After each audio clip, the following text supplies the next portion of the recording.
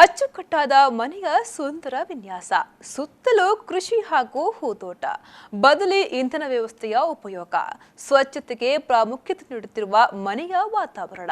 ಇದು ಯಾವುದೇ ನೈಜ ಮನೆಯಲ್ಲ, ಬದಲಾಗಿ ಮನೆಯ ಒಂದು ಮಾದರಿ. ಶ್ರೀ ಕ್ಷೇತ್ರ ಧರ್ಮಸ್ಥಳದಲ್ಲಿ ನಡೆಯುತ್ತಿರುವ ಲಕ್ಷ ದೀಪೋತ್ಸವದಲ್ಲಿ ದೀಪಾಲಂಕಾರ ಉತ್ಸವ, ಧಾರ್ಮಿಕ ಆಚರಣೆಗಳು ಹಾಗೂ ಸಾಂಸ್ಕೃತಿಕ ಕಾರ್ಯಕ್ರಮಗಳ ನಡುವೆ ಅಚ್ಚುಕಟ್ಟಾಗಿ ನಿರ್ಮಾಣಗೊಂಡಿರುವ ಮನೆಯ ಮಾದರಿಯೊಂದು ಎಲ್ಲರ ಗಮನ ಸೆಳೆಯುತ್ತಿದೆ.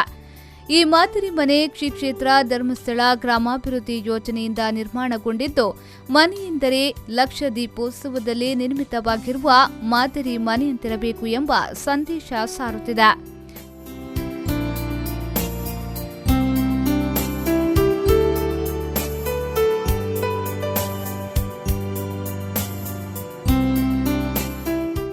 ಮಾದರಿ ಮನೆ ಹಲವಾರು ವೈಶಿಷ್ಟ್ಯತೆಗಳನ್ನು ಹೊಂದಿದೆ.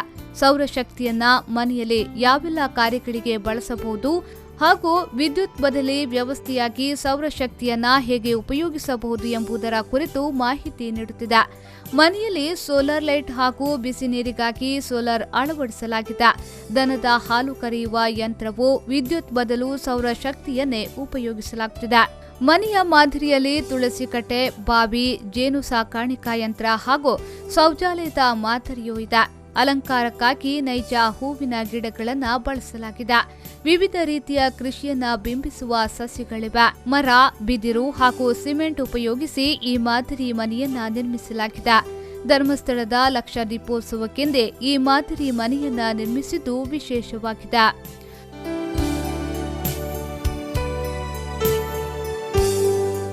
ಬ್ಯೂರೋ ರಿಪೋರ್ಟ್, ವಿ4 ನ್ಯೂಸ್ 24/7 ಧರ್ಮಸ್ಥಳ.